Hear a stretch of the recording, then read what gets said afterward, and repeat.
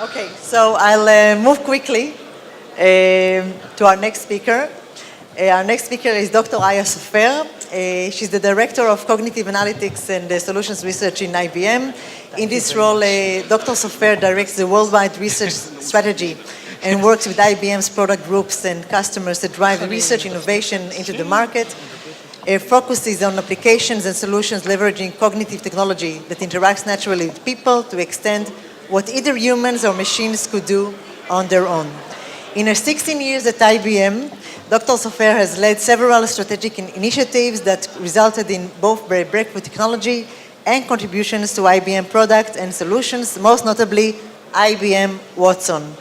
These include search technology, social analytics solutions, and multimedia analytics solutions in the areas of healthcare, security, telco, and commerce.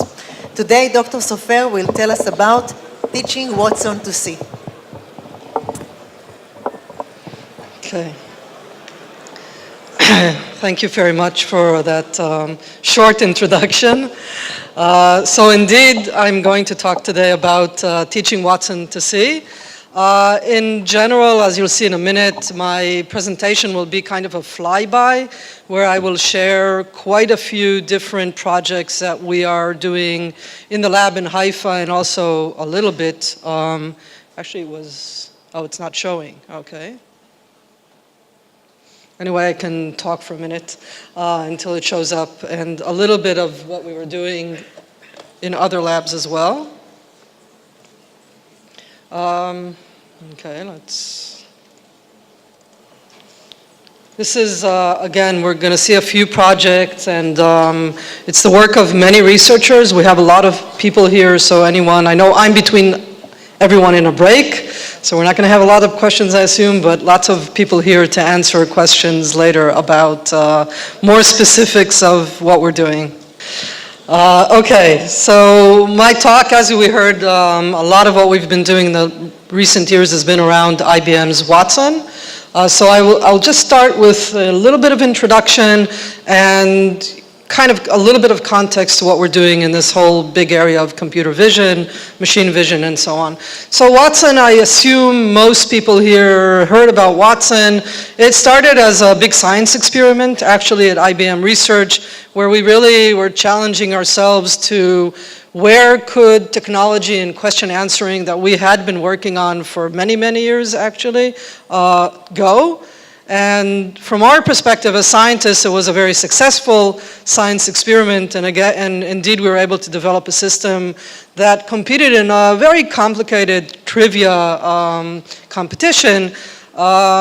Fortunately for us as scientists, IBM also managed to turn this into a big marketing campaign and use this to really show, I would say, the world that NLP, NLU, computer vision, machine learning, not computer vision, machine learning and so on, is mature enough to tackle real world tasks and do it in a good way.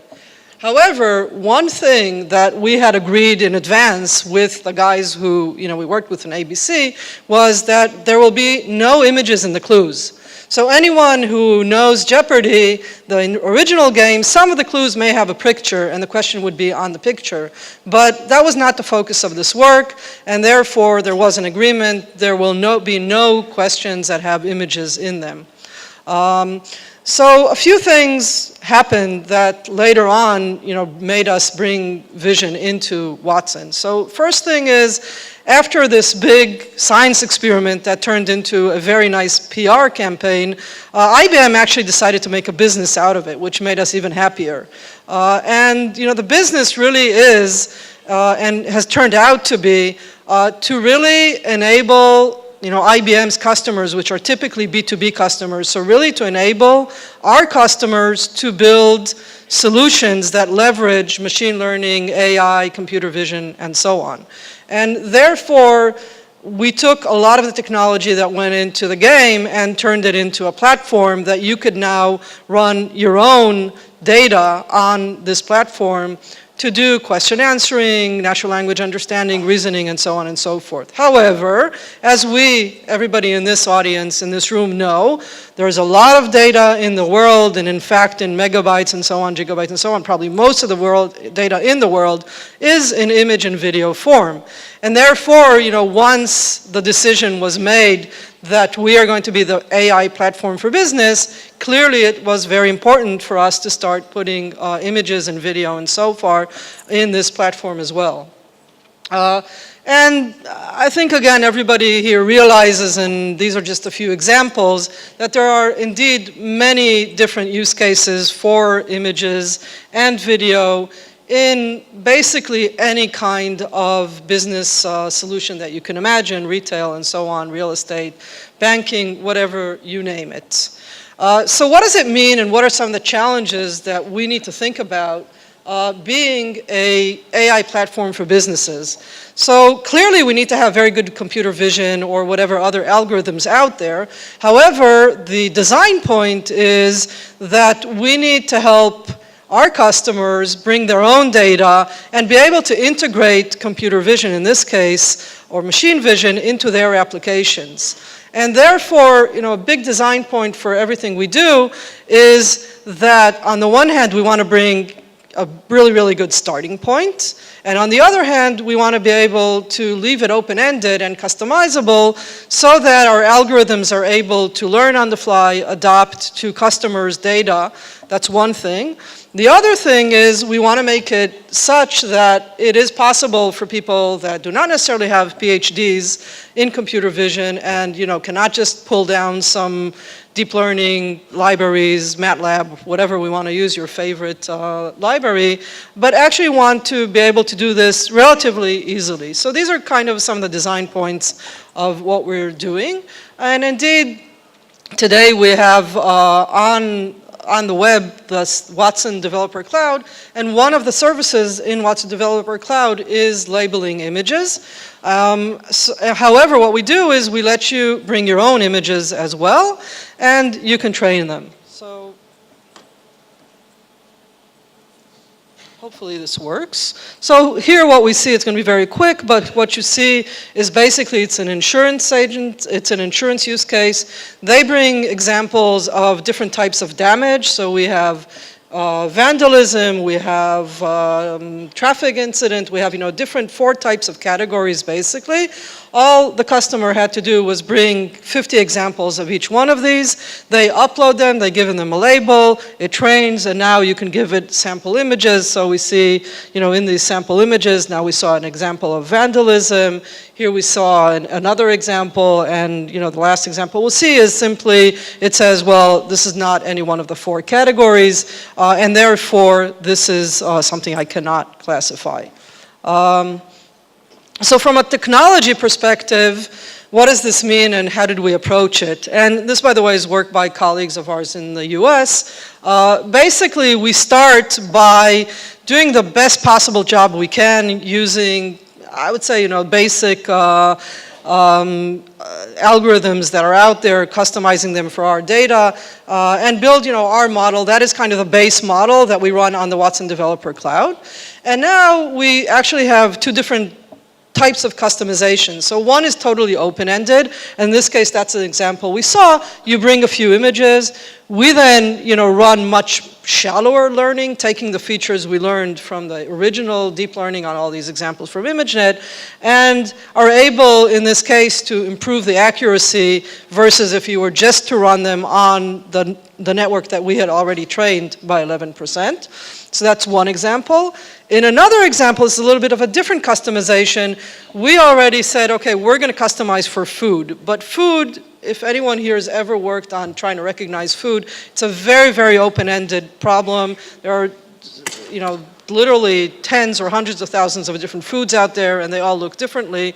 So what we did is we said, okay, we're going to customize for 2,000 foods. We worked very hard to collect images of these 2,000 foods. We then customized our base networks for food, and now if you are a restaurant or you are a cafeteria, you're probably going to have some subset of additional food items. We can go and just start from a better starting position because we improved accuracy for food already. And from here you can bring your own food and continue to customize from there. So one of the interesting things in being a platform for others to build their solutions on top is that you are always surprised by what people do with your platform, and it's sometimes very interesting. Here are just 4 examples, and I will talk about one of them. So it turned out that someone used our kind of custom learning plus the platform to build an application for Pokemon Go. Okay, so I don't know, if we still remember, but in the summer this was like the hottest thing. Everybody in the world was walking around with this phone looking for Pokemons. So what they did is they basically captured screenshots of Pokemons, and especially focusing on these rare ones. They then, taught the system very easily, and again, these were people that knew nothing about computer vision, to recognize these Pokemons, and now they could recognize, rare Pokemons and so on. They built a whole network of how to share this with other people in the world and so on. So it was, I think a very interesting and novel application. There are, however, many other applications of people using it for real estate, from satellite images, quality control, inspection, and many others as well. So now I'm going to just focus on a few things that we're doing in the lab in Haifa. So this is going to be work we're doing in the Haifa Research Lab. So the next 2 examples, and by the way, all the speakers before me, I think, did a really, really good job in helping me prepare. So this is, you'll see a lot of things that came up in previous. So one of the things that we find, again, we're all usually looking at natural images and so on. However, a lot of the images out there, and in particular ones that are of interest to many enterprises, are things that on the surface may look simpler. This is like text in scenes or logos. However, in practice, they're actually very, very difficult to recognize. And on the one hand, and on the other hand, again, as we can imagine, there are many good reasons for companies or different applications that want to be able to recognize. So in this case, we're talking about scene text recognition. And as you can see in these examples, this text, it can appear in any different font, any different locations. It can be on cloth, it can be on shining surfaces, it can be on very different surfaces. And what we've been doing here in this work is really coming up with devising technology that could indeed first detect. So the first thing you need to do is detect that you actually have text in this scene. And once you detect this text, you then need to do, we call it OCR, although in practice, again, anyone who knows commercial OCR technology realizes that these are not fonts that those technologies typically learn. So then we basically throw a lot of machinery at it to try to do the detection, the recognition in addition to the detection. And on the bottom here, you can see some examples. We are running several benchmarks and showing very, very good results on this these days. And again, you can see the different types of environments that we need to deal with here. Another, I would say, kind of a neighbor of this is this whole idea of logo recognition. So again, we can, understand why companies would want to see anytime their logo appears, maybe in social media, or companies that advertise on sports games and want to be able to count how many times their ad actually appeared on the screen because they pay based on this and so on. So there are many, many different use cases here as well. And here again, in particular, because we wanted to be able to let a customer optimize this eventually for their own logos, we start with a collection of logos that we have, which is not enormous. It's, a reasonable size starting point. And in this case, the approach that we took was an approach that says, let's try to use, and again, in almost all of this today, back to what was said here originally in the first talk given by Michal, we use a lot of neural networks today, but it's not just neural networks. So almost in all of these examples, it's going to be a combination. We do use neural networks to learn the features, to do embeddings, but then combine it in the text case with maybe, databases of known words, dictionaries, and so on. And here again, we start by doing this. We build a big feature vector, but then we try to build a big space where we could discriminate between these different features. And the reason we took this approach is because then as we teach it new images and new logos, and here you can see an example of Starbucks, we can on the fly train it to then build the feature vectors for these, and our recognition algorithm is now something that doesn't require such large resources. We're able to add dynamically new features and so on, and in this way we are able to really get pretty good results, and in addition help our customers just bring more images of their specific logos and help the system get better for them.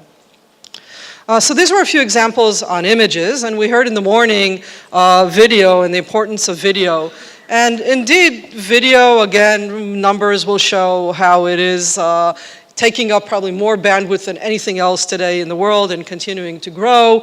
We all, and our children even more so, spend many minutes, if not hours a day watching videos and so on, yet there aren't as many applications doing really analysis other than, I would say, maybe in security, some very specific use cases. So for us, the starting point in this case is how can we take a video and segment it into what we call scenes. So traditionally, you take frames, and there's been lots of work for many, many years on how you would then split this into shots. However, when we watch movies, and these could be these could be feature movies or news items, whatever, we know that in essence there are really scenes in there, and a scene could be a collection of shots, and it's not always trivial to even for us to watch them and say, is this really a scene? So what we really want to do is find out, how do we automatically take a video and split it into what will seem like coherent scenes. And again, this is a very fuzzy definition even, so since we don't really know what's going to be coherent. And again, our approach in this particular case has been a totally unsupervised approach, and what we're really trying to do is say, okay, let's take this video and see how could we automatically, through an optimization process, segment in a way that we will get the most coherent scenes out of it. So, we define some distance metrics, features, and so on.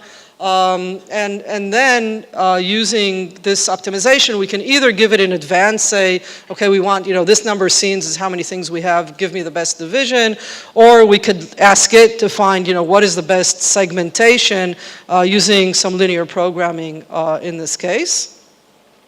And here we can just see an example, right? So we start with this video, it is processed, and then it is segmented into these scenes. Each scene here is a different color, so you can see they're very different sizes. Some scenes are very short, some scenes are much longer. For each one of these scenes, we then extract a representative keyframe. Again, each one of these will have a different color here based on the scene that they represent. And we can see now that if we when we play this, you'll see 3 of these scenes, and again, you can see that there isn't, the similarity between them is not necessarily it's the same colors or shapes. It's really much more salient and has to do with the dynamics and what's there compared to the next picture and so on. And here we can see some examples for each one of these scenes. Another example, and this is work that our colleagues in the US did in this case. In this case, we were given a challenge, and here this is something that we developed versus someone else, but again building on our own basic technology on the web. And the challenge was, could you use this technology to build a trailer for a movie? And people in the film industry tell us that it takes literally months typically to build such a trailer. It costs hundreds of thousands of dollars, and they said, can you help us build such a trailer? There's this whole sensitivity here of, are people replacing machines or not? But in this case, the scenario was the editor will be the final one putting these together. So could you just help me and bring me, your 10 best suggestions for things to put in the trailer. The editor of the movie will pick which ones fit in and decide how to combine them and so on. So this is a very good combination of how we combine the power of the machine and the person to, create something useful. The approach in this case was a multimodal one. So in addition to extracting, doing this scene segmentation and so on, and extracting some visual objects, again, anyone who watches films knows that the soundtrack is usually a very good indication of what's happening in the scene. So we also analyzed the soundtrack and basically then fed it. This was a horror movie, so the movie that was run on is Morgan, which is a horror film. So we took a few hundred horror movies, ran them through these classifiers on the images, on the video, on the soundtrack, and then basically found what are the features that are most typically found in the shots or scenes that are put into the trailer. And in this case, I will play the trailer for a minute. And what we found basically, and again, this was all done unsupervised, we didn't know this would be the case, is that there are 3 features. Nice to meet you, Morgan.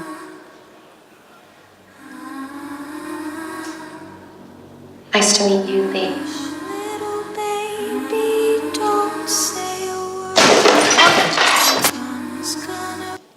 Okay, so this is just a small part of it. I don't want to spend too much time showing trailers. What was interesting was eventually there were 3 features that turned out, at least in this case of the horror movies, to be the ones that were, most representative. This was tenderness, suspense, and surprise, kind of. So, but again, it's not like we tried those features. We extracted these all automatically and so on, and found which ones are most representative. It turned out that those were indeed the most. And the editor, by the way, chose eventually out of the ones that we gave them. He didn't add any more. Turned this into the trailer of this movie, which I think was a very interesting experiment in terms of can computers also be a little bit creative in that sense. So now, again, this is a big focus area for us in the lab in Haifa. And again, Jean from Medimatch did a very good job in setting the scene for me. In one example, so I talked to you so far about mostly how we're building this as a set of baseline algorithms that other could customize and develop and so on. In the case of medical imaging and health in general, this is an area that IBM has decided to focus on as a solution, and therefore we have been developing and focusing on the area of medical imaging in particular.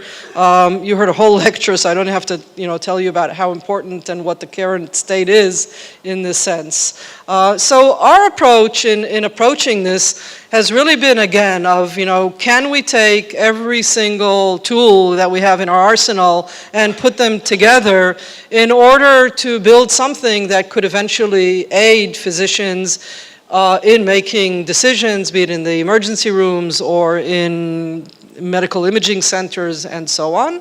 And so the approach we employ is combining image analysis as well as our text analysis technology, and of course tapping into everything we know about the patients from the EHRs, and then running this through a reasoning system. So I'm going to play a little video, and what this video is, this is a demo we recently did at RSNA, and the purpose of the demo, again, building on what Jean said before, was to help physicians understand what the system is doing.